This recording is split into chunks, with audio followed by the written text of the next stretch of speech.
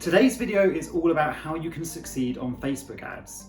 If you're running Facebook advertising campaigns, you want to lower your cost per click, you want to increase your engagement, you want to drive more results and more traffic to your website. And ultimately, you want your ads making more money for your business. By the end of the video, you should have all of the knowledge that you need to make your Facebook ads a success. Now, if you've never done Facebook ads before, I've got a great video that's going to flash up on the screen right now that's going to take you through step by step how you can create your own Facebook ads. So make sure you go there first before watching this video.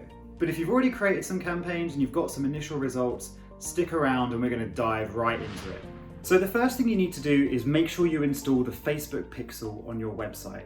Now, this is something that so many marketers seem to forget. In a nutshell, the Facebook pixel allows you to track conversions on your website.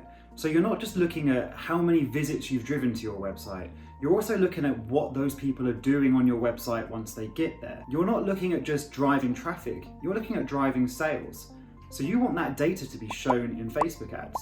You might be driving a lot of traffic with one ad, but hardly any sales. And then there could be another one that's only driven a few hundred people to your website, but they've converted far greater than any one of your other ads.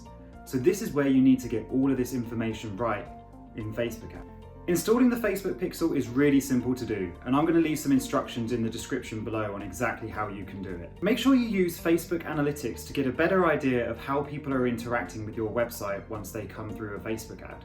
Now, one disclaimer here to think about is please do not confuse Facebook Analytics with Facebook Insights, the insights that you get from your Facebook page. The two are very different things. Facebook Analytics is getting a ton more attention from the guys at Facebook, so they're adding more and more features constantly. One thing to remember with every kind of marketing is not everyone's going to perform your desired action on the first time of asking. If you think about it, when you go to a website via a Facebook ad and you've never seen that company before, the chances are you might leave and you might come back later, or you might do some more research. In fact, the average consumer needs between 5 and 7 touch points before they'll complete a purchase on a website. So this is where remarketing comes into play. And Facebook can offer really affordable remarketing tactics. So if you're not doing remarketing at the moment on Facebook, make sure that's one you add to your list of Facebook ads.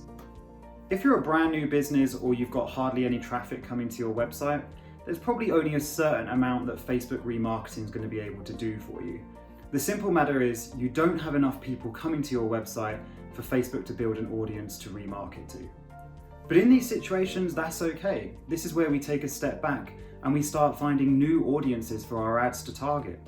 So start broad. Think of people of a certain age living in a certain location and they have maybe one interest that's specific to your business, and start testing some ads.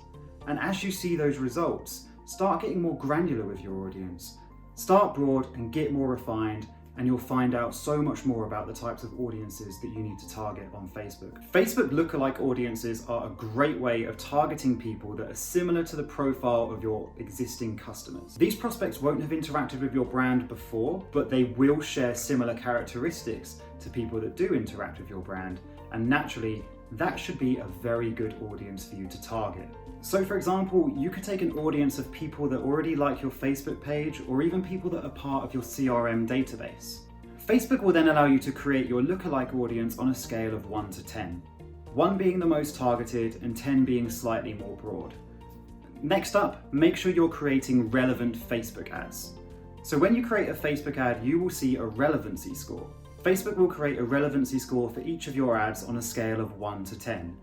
1 being highly irrelevant to your audience and 10 being extremely relevant to your audience. Essentially, the more relevant your ad is to your audience, the lower your cost per click. And this is simply because Facebook is in the business of keeping people engaged on Facebook. So they're not going to want to render ads to people that's highly irrelevant, because it's just going to disengage their users. Next up, don't forget to experiment with different formats of Facebook ads. Now, everyone's probably done the standard single image ad, but Facebook actually has tons of other different options for you. And for example, for e-commerce websites, I can bet you now that carousel ads are going to become your best friend. Don't forget as well to create eye-catching visuals for your ads. You need to remember that people are on Facebook not to consume ads. They're there to engage with their friends and families and maybe see some cool stuff that's happened on Lad Bible this week. They're not here to give a crap about your accountancy firm or your personal training business.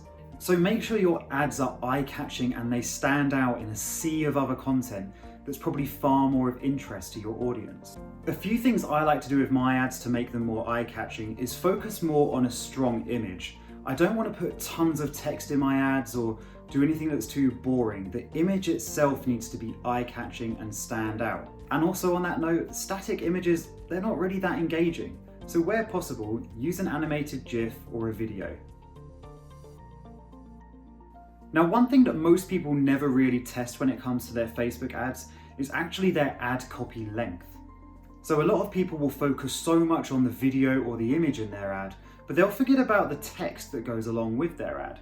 There's actually a strong misconception on Facebook and social media in general for that matter, that shorter ad copy performs better. Whilst this is a good theory, it's not always the case. Now for some people, shorter ad copy will probably work best, but then there'll be other businesses and other ads that maybe require a bit more text, a bit more explanation behind it. It's important to test everything on Facebook, so don't forget to test your ad copy as well. Different audiences will react differently. There's no set formula, so you might find just by tweaking your ad text slightly that again your results start to change drastically. So now you've created different audiences, you've got some remarketing going, you've created visually engaging ads through videos and carousels, and you've also played around with your text, but you still want to increase your conversions further. One thing to check is to make sure that you're being obvious with all of your calls to action in your Facebook ads. Since call to actions are all about motivating an action, a strong call to action is absolutely essential in any kind of advertising you do. Strong verbs like start, discover, find, learn more are all fantastic verbs to use if your goal is to increase views of a product page and for people to learn more about your brand. So this is one I've fallen foul of many times earlier on in my career. It can be so tempting if your Facebook ads aren't driving the results you expected after just a few days to just call it quits and pull the plug and just say that ad did not work. But I'm here to tell you, please, please, please do not call it quits too early. It does take time to see the data to help you make informed decisions about your Facebook campaigns. And the reality is that after a few days, you're not going to see that kind of data just yet. So as a general rule of thumb, I say keep your ads live for at least 5 days to a week before you start making decisions about whether to change visuals or scrap the ad completely. I'm assuming you're not working for Coca-Cola and you're working with multi-million pound budgets right now. If you are investing thousands of pounds a day in Facebook ads, you probably will see those metrics a little bit earlier. But if we're talking more in the hundreds of pounds or just the tens of pounds a day, then you will want to wait that 5 to 7 days before you make any decisions. So that's everything. I really hope you enjoyed the video and now you feel like you've got all of the knowledge you need to take your ads to that next level. If you liked the video, please don't forget to hit that subscribe button.